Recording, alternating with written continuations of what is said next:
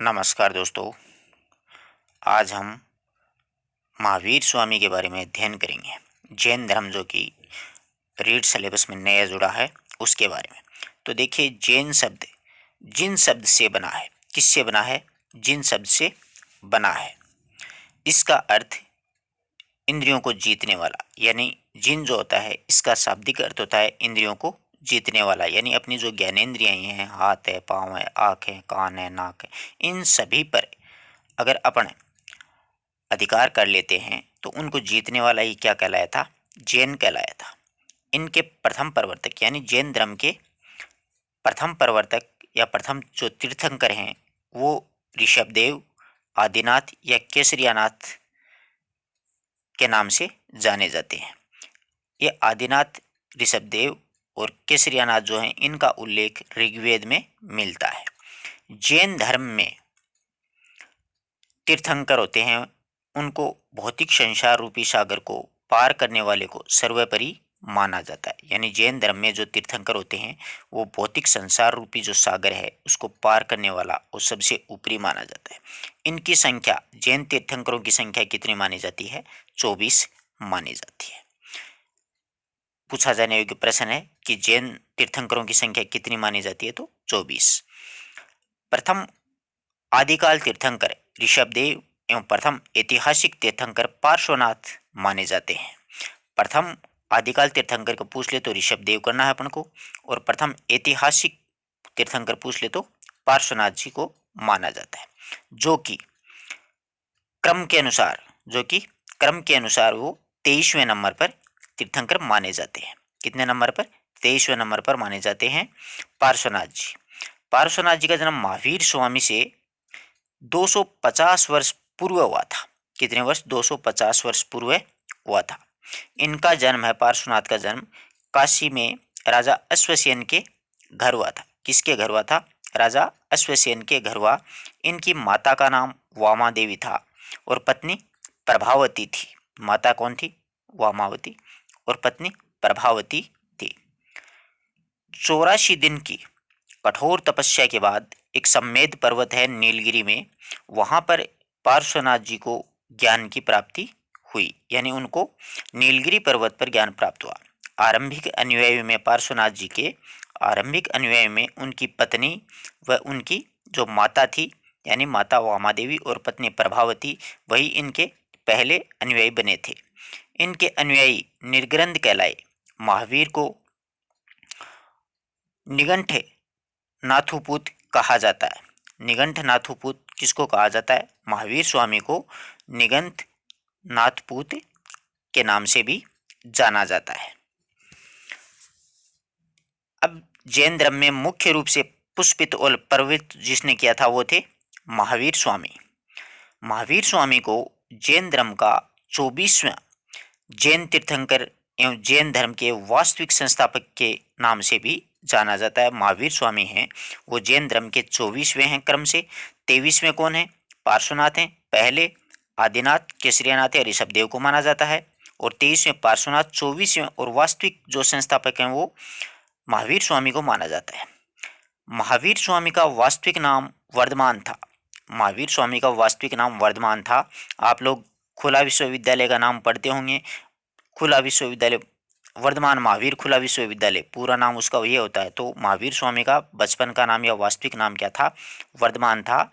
जिनका जन्म यानी महावीर स्वामी का जन्म 599 ईसा पूर्व वैशाली के निकट एक कुंडन ग्राम में एक कश्यप गोत्र के जातक वंश में हुआ था। महावीर स्वामी का जन्म 599 ईसा पूर्व वैशाली के निकट कुंडल ग्राम के कश्यप गोत्र में जातक वंश में हुआ था। इनके पिता का नाम सिद्धार्थ था और माता जो थी वो लक्ष्मी, जो कि लच्छवी है नाम, लच्छवी के राजा चेटक की बहन त्रिशला थी। इनके पिता का नाम सिद्धार्थ और माता का नाम त्रिशला था। पत्नी यशोदा और पुत्री प्रियदर्शनी थी। दामाद थे उनके, वो थे जामाली। दामाद का नाम क्या था? जामाली नाम था। बड़े भाई नंदीवर्मन थे। उन्होंने महावीर स्वामी ने माता पिता की मृत्यु के बाद में बड़े भाई नंदीवर्मन की आज्ञा से 30 वर्ष की आयु में घर छोड़ दिया, और 12 वर्ष तक इन्होंने कठोर तपस्या करने के बाद 12 वर्ष तक कठोर तपस्या के बाद में 42 वर्ष की आयु में एक शाल वर्ष के नीचे केवल्य ज्ञान की, वास्तविक ज्ञान की प्राप्ति है इन्होंने की थी। तो पूछा जा सकता है महावीर स्वामी ने कितने वर्ष तक कठोर तपस्या की, तो 12 वर्ष तक इन्होंने कठोर तपस्या की थी और कठोर तपस्या के बाद ही इनको क्या हुआ था, केवल्य ज्ञान की वो प्राप्ति हुई थी। अब आगे देखिए, कौन से वृक्ष के नीचे, शाल वृक्ष के नीचे, ठीक है, वास्तविक ज्ञान की प्राप्ति हुई।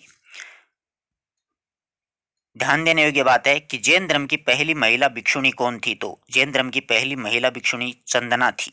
कौन थी? चंदना थी। अब आगे देखिए, वर्धमान ज्ञान प्राप्ति के बाद में महावीर या विजेता या फिर जिन या निर्गुणन या अरहर्ता कहलाए थे। महावीर स्वामी को जब ज्ञान की प्राप्ति हो गई थी तो उसके बाद में महावीर स्वामी हैं वो क्या क्या कहलाए थे? महावीर स्वामी निर्गुणन,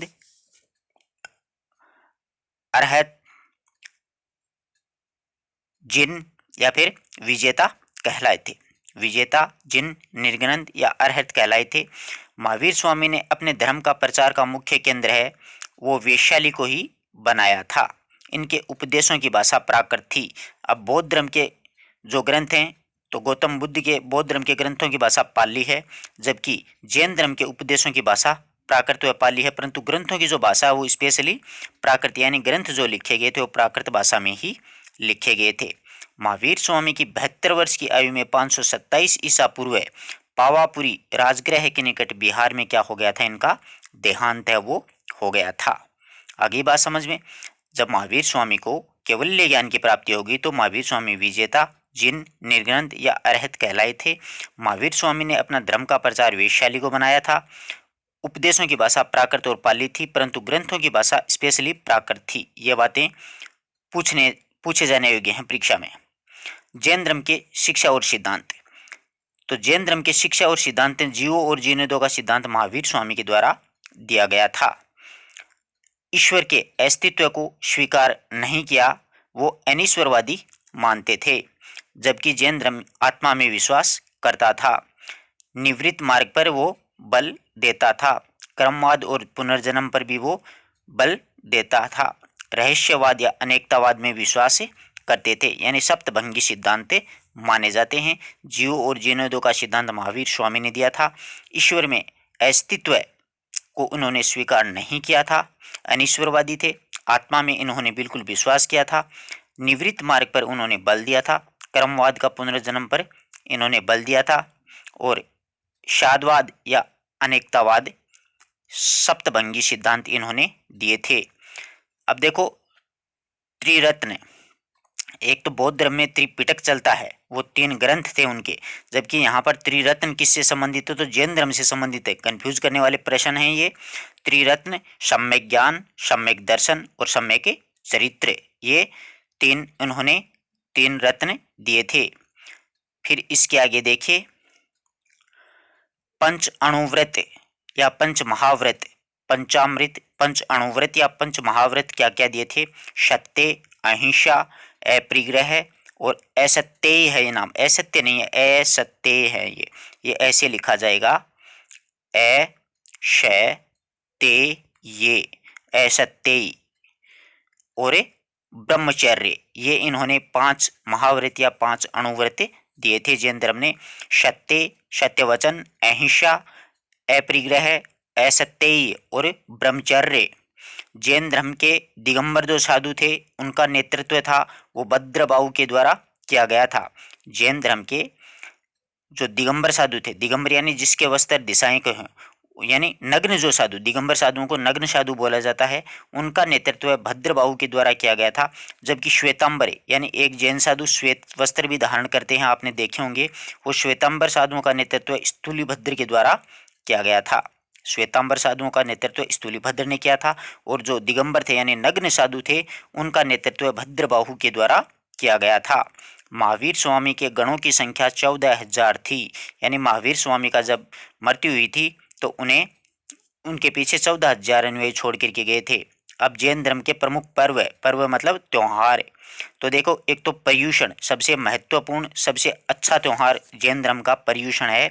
जैन धर्म का सबसे महत्वपूर्ण त्योहार है और इस अवसर पर अंतिम दिन संवत्सरी बोलते हैं उसको, अंतिम दिन संवत्सरी यानी भाद्रपद माह में ये त्योहार वो मनाया जाता है। सबसे महत्वपूर्ण त्योहार है पर्युषण। एक है 10 लक्षण पर्व, 10 लक्षण लक्षणा पर्व बोलते हैं इसको, 10 लक्षणा पर्व। ये जो भाद्रपद शुक्ल पंचमी इन दिनों यथाशक्ति दान है, तप है आदि करते हैं जैन साधु। सुगंध दशमी भाद्रपद शुक्ल दशमी को मनाया जाता है, सुगंध दशमी भाद्रपद शुक्ल दशमी को। फिर रत्न त्रय शुक्ल त्रयोदशी को, एक रत्न त्रय है वो शुक्ल त्रयोदशी को मनाया जाता है। देव दिवाली जैन धर्म का त्योहार है। देव दीपावली, ये देव दिवाली दीपावली के 10 दिन पश्चात यानी हिंदू धर्म का जो दीपावली त्योहार आता है उसके 10 दिन पश्चात मनाया जाने वाला पर्व है। और देव दीपावली के दिन गिरनार पहाड़ी जूनागढ़ गुजरात में इसकी परिक्रमा करते हैं। जैन धर्म के लोग हैं वो गिरनार पहाड़ी गुजरात में पवित्र माना जाता है। जैसे हिंदू धर्म के अंतर्गत है मथुरा आदि की परिक्रमा करते हैं, द्वारका है, उसी तरह जैन धर्म में गिरनार पहाड़ी है गुजरात में उसकी परिक्रमा की जाती है। अब महावीर जयंती, ये महावीर जयंती है वो चैत्र माह की शुक्ल पक्ष की त्रयोदशी को महावीर जयंती मनाई जाती है। और महावीर स्वामी के प्रमुख मेले हैं, चांदन गांव है, एक हिंडौन सिटी है करौली और महावीर जी में, यहाँ पर महावीर स्वामी के प्रमुख मेलों का आयोजन किया जाता है। ये प्रमुख प्रमुख त्यौहार हैं। कोई भी त्यौहार पूछा जा सकता है कि निम्न में से, स्पेशली ये पूछा जाता है देव दिवाली किस धर्म से संबंधित है। अपन देव दिवाली देखते क्या सोचते हैं कि ये हिंदू धर्म से संबंधित है, जबकि ये है जैन धर्म से संबंधित, जो हिंदू धर्म की दीपावली के 10 दिन के पश्चात मनाया जाता है। और गिरनार पहाड़ी गुजरात में परिक्रमा करते हैं जैन साधु लोग। अगली बात समझ में, तेरापंथी संप्रदाय किससे जुड़ा हुआ है? तो तेरापंथी संप्रदाय जैन धर्म से जुड़ा हुआ पूछा जाने वाला अच्छा प्रश्न बनता है। एक जैन धर्म में सबसे प्रमुख जो परंपरा है वो संथारा है। संथारा वो होती है जो जैन समाज में जब व्यक्ति को ऐसा लगता है कि उसकी मृत्यु निकट है, यानी व्यक्ति को ऐसा लगे कि उसकी मृत्यु निकट है, तो वह खाना पीना छोड़ करके यानी त्याग करके मृत्यु को अपनाने की कोशिश करता है। और इसी प्रथा को संथारा या फिर सल्लेखना कहते हैं। चंद्रगुप्त मौर्य ने इस प्रथा के तहत श्रवण बेलगोला कर्नाटक में अपनी देह त्यागी थी। तो ये संथारा प्रथा होती है, उसमें जैन धर्म का अगर कोई व्यक्ति होता है उसको ऐसा लगता है कि वास्तव में मेरी मृत्यु निकट है, तो वो खाना पीना छोड़ देता है और मृत्यु को अपनाने की वो कोशिश करता है। बहुत मतलब दर्दनाक मौत होती है, ये खाना पीना छोड़ देता आदमी, आत्मा तड़पती है इसमें, और इसी प्रथा को संथारा कहते हैं। चंद्रगुप्त मौर्य जो था भारत का प्रथम पराक्रमी सम्राट, उसने इसी प्रथा के तहत श्रवण बेलगोला कर्नाटक के अंतर्गत अपनी देह त्यागी थी। आगे बात समझ में, जैन अन्य जैन धर्म की मुख्य मुख्य बातें आपको बता दूं परीक्षा उपयोगी। जैन तत्व ज्ञान सिखाने के लिए संपूर्ण दक्षिण एशिया की यात्रा महावीर स्वामी के द्वारा की गई थी। यानी जैन के तत्व ज्ञान क्या है जैन धर्म का, उसको सिखाने के लिए संपूर्ण दक्षिणी एशिया की यात्रा वो महावीर स्वामी के द्वारा की गई थी। अणुवर्त शब्द गृहस्थ जैन धर्म से जुड़ा हुआ है। पूछा जा सकता है अणुवर्त शब्द किससे जुड़ा हुआ है, तो गृहस्थ जैन धर्म से जुड़ा हुआ है। जैन साहित्य को आगम भी कहा जाता है। जैन साहित्य को क्या कहा जाता है? आगम भी कहा जाता है। ये पूछे जाने वाले कथन है, अच्छे कथन है, आप नोट कर लीजिएगा। साधुवाद जैन धर्म का मूल आधार है। साधुवाद, ये साधुवाद नहीं, इसका सही शब्द है साधवाद, साधवाद, आप इसमें थोड़ा सुधार कर लें। शादवाद जैन धर्म का मूल आधार था।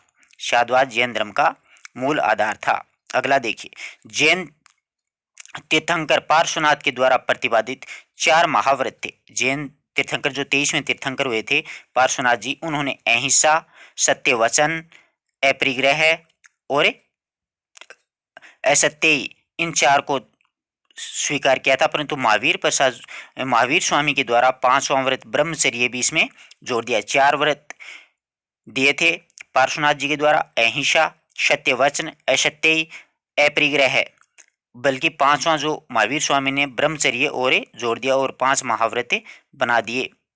किसमें? जैन धर्म में। महावीर स्वामी की शिक्षाएं जो कि लगभग 2500 वर्ष पूर्व लिखी गई थी, वर्तमान में वल्लभी गुजरात में वो सुरक्षित या उपस्थित रखी हुई हैं। 2500 साल पहले महावीर स्वामी ने जो भी शिक्षाएं दी थी जैन धर्म से संबंधित, वो सभी कहाँ हैं? वर्तमान में वल्लभी गुजरात में स्थित हैं।